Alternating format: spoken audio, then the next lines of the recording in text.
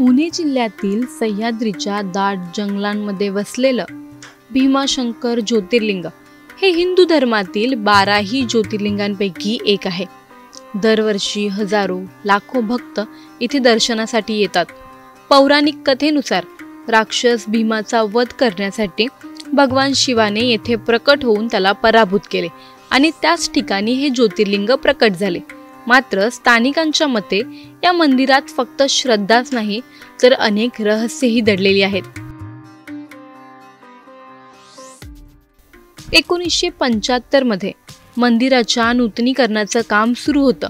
काही कामगार मुख्य गर्भगृहाजवळ साफसफाई करत असताना त्यांना एका जुन्या दगडी भिंतीतून हलकी पोकळ आवाज येत असल्याचं जाणवलं। पुढील तपासात त्यांना जमिनीखाली जाणाऱ्या एका अरुंद पायवाटेचा शोध लागला। ही पायवाट साधारण 15 फूट खाली जाऊन एका लोखंडी दरवाजापाशी संपत होती। कामगारांनी ही माहिती त्यावेळच्या मंदिर व्यवस्थापनाला दिली, पण पुढील तपास थांबवण्यात आला। अधिकृत कारण की धोका आणि सुरक्षिततेचा प्रश्न। मात्र काहींना वाटतं की हे थांबवण्यामागे आणखी काही लपलेलं कारण होतं।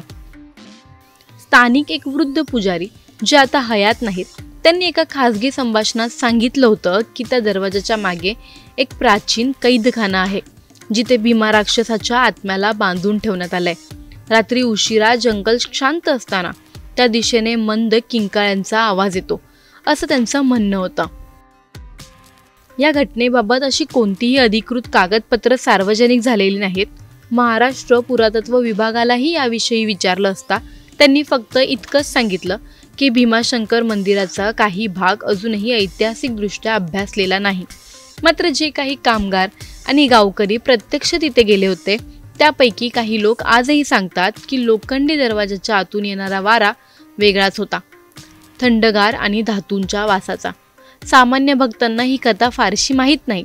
काही जण याला अंधश्रद्धा म्हणतात, तर काही जण याला इतिहासाचा एक विसरलेला भाग समजतात। मात्र मंदिराच्या आजूबाजूच्या काही जुन्या कुटुंबांमध्ये अजूनही पिढ्यानपिढ्या सांगितली जाणारी ही चेतावणी आहे। गर्भगृहात दर्शन घ्या, पण त्याच्या खाली जाणाऱ्या वाटेकडे कधी पाहू नका। आजही हा प्रश्न तसाच आहे। त्या लोखंडी दरवाजा मागे नक्की काय आहे? खरोखर भीमा राक्षसाची आत्मा तिथे कैद आहे का, की ती फक्त एका जुन्या काळातील संरक्षणात्मक रचना आहे? सरकार, मंदिर प्रशासन आणि स्थानिक लोक या विषयावर फार बोलायला तयार नसतात, पण भीमाशंकरला भेट देणाऱ्या काही साहसी प्रवाशांनी मात्र हे रहस्य उलगडण्याची शपथ घेतली आहे। तुम्हाला ही माहिती कशी वाटली? भीमाशंकर ज्योतिर्लिंगाबद्दल तुम्हाला हे रहस्य माहीत होतं का? आम्हाला कमेंटमध्ये नक्की कळवा। आणि व्हिडिओ आवडल्यास लाईक आणि शेअर करायला विसरू नका। तसेच अशा नवनवीन आणि वेगवेगळ्या माहितींसाठी टाइम्स नाऊ मराठीला नक्की फॉलो करा।